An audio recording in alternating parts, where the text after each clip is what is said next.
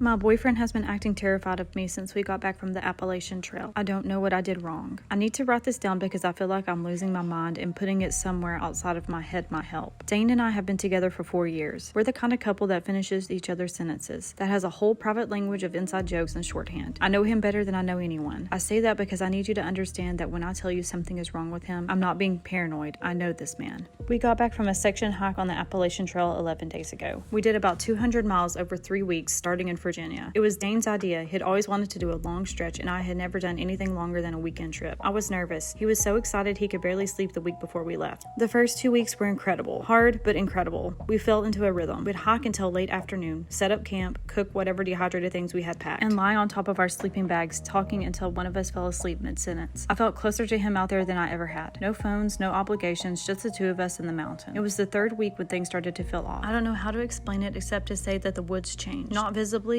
Everything looked the same trail, the same trees, but the quality of the air felt different, thicker somehow, like the atmosphere had shifted by a degree you couldn't measure but you could feel in your chest. Dane felt it too. He got quieter. He'd always been the one pointing things out. Look at that ridge, look at that bird, but he stopped. He just hiked, eyes forward, jaw set. On the fourth night of that week, I woke up in the middle of the night and he wasn't in the tent. I found him standing about 20 feet away at the tree line, just standing there looking into the dark. I called his name and he turned around so fast it startled me. He looked, I don't know, not scared exactly, more like he'd been caught doing something. He said he'd needed to use the bathroom. We went back into the tent. He didn't sleep after that. I could feel him lying awake next to me all night. We finished the hike 2 days later and drove home. I thought once we were back in our apartment, with our things and our routines, he'd return to himself. He hasn't. He flinches when I touch him, not every time, but enough that I've started hesitating before I reach for him. Last week, I came up behind him while he was doing dishes and put my hand on his shoulder, and he made a sound, not a word. Just a sound, and stepped away from me. He apologized immediately, said he was jumpy lately, and blamed it on bad sleep. He's not sleeping. I hear him up at all hours. But when I get up to check on him, he always comes back to bed right away and says he's fine and lies there stiff as a board until I fall asleep. He started locking the bedroom door at night. We share a bedroom. We share a bed. For the past 6 days, I've been waking up on the couch with no memory of getting there and the bedroom door locked from the inside, and Dane on the other side of it claiming he has no idea how it ended up in the living room. He says I must be sleepwalking. He says it gently, the way you say things to someone you're frightened of. I asked him last night to please just tell me what was wrong. I sat across from him at the kitchen table and I asked him to look me in the eye and tell me what I had done. He looked at me for a long time. His jaw worked. I watched him decide something. He said, "You haven't done anything. I've just been in my head since the trail. I'm sorry." He reached across the table and squeezed my hand. He let go after less than a second. I went to the bathroom after dinner and stood at the sink for a long time. I looked at myself in the mirror. Normal. Tired. A little thinner than before the hike, but normal. I turned the faucet on and splashed water on my face. When I looked up, I was smiling. I hadn't smiled. I wasn't smiling, but my reflection was just for a second, just long enough for me to see it wearing an expression I hadn't put there, wide and patient. Then it was just my face again. I told myself it was the lighting, the water in my eyes, but I've been thinking about the third week on the trail, how the air changed, how I have almost no clear memories from those last 2 days of hiking. Just flashes, a strange taste in my mouth, a sound like something large moving parallel to the trail just past where the trees got thick. Waking up outside the tent once with dirt under my fingernails and no explanation. I've been thinking about how Dane stood at the tree line that night, how he looked when he turned around, the sound he made when I touched his shoulder. I've been thinking about the mirror. I've been telling myself I need to ask him what he saw on that trail, what he's been seeing since we got back. But there's another part of me, quiet, patient, underneath that doesn't want him to answer. That part doesn't want him to say it out loud. I don't know what that means. I don't know if I should be scared of what's happening to Dane or scared of something else entirely. I just know that last night I dreamed about the woods, the smell of them, the dark. And when I woke up, I was hungry in a way I've never been before. A way I don't have words for. I don't know how to end this post because I don't know what I'm even asking. I guess I just needed someone else to know. Update.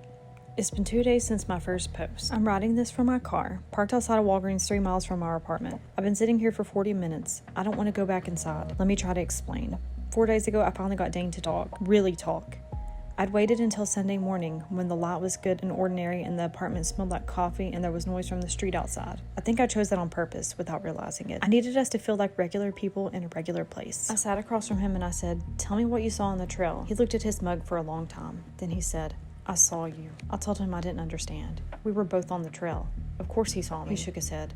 The last 2 nights, after you were asleep, he finally looked up. You were outside, just standing at the edge of the tree line. Same spot both nights, just standing there, looking in. I told him that was impossible. I told him I'd woken up with dirt under my fingernails, no memory of getting outside, yes, but surely that was sleepwalking. Stress, the strangeness of being in the woods for 3 weeks. You weren't asleep, he said. Your eyes were open. I called your name. You turned around. He stopped. I asked him, what did I look like when I turned around? He picked up his coffee mug and held it with both hands and said very quietly, you were smiling.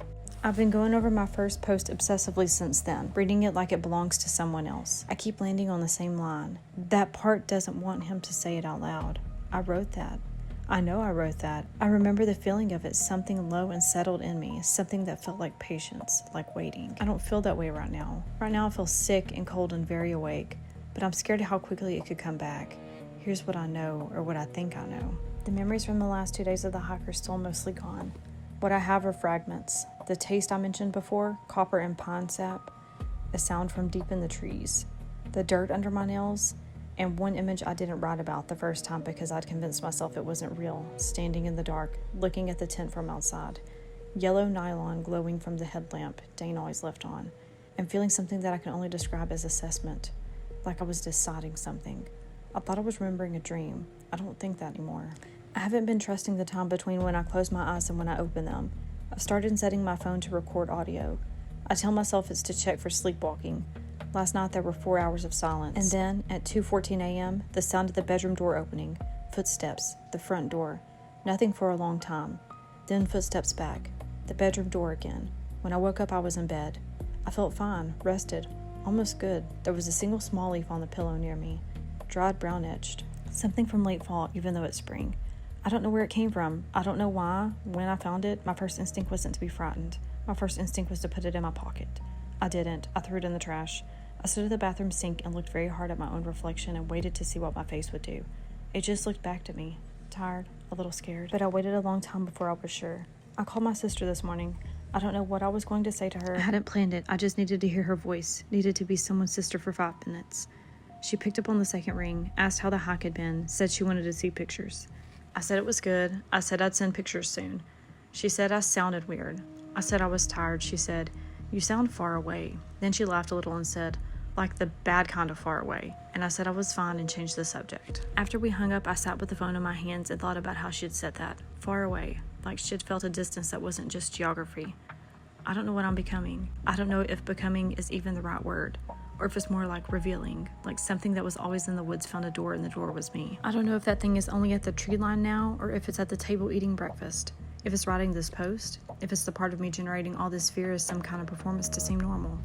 I don't know how to know. Dane slept in the living room last night, of his own choice, on the couch. He's still here, he hasn't left. I don't think he can bring himself to leave. I don't think he fully believes it yet. But he put a throw pillow against the arm of the sofa and slept there, and I lay in our bed alone and looked at the ceiling. I'm going to ask him tonight to take me somewhere with a lot of people. Bright lights, noise. I need to be in a crowd and feel what it feels like. I need to know what I'm hungry for. I don't know if I want an answer. I'll update when I can. If this sounds different from the last post, if I sound different, please say something. I mean that. Please.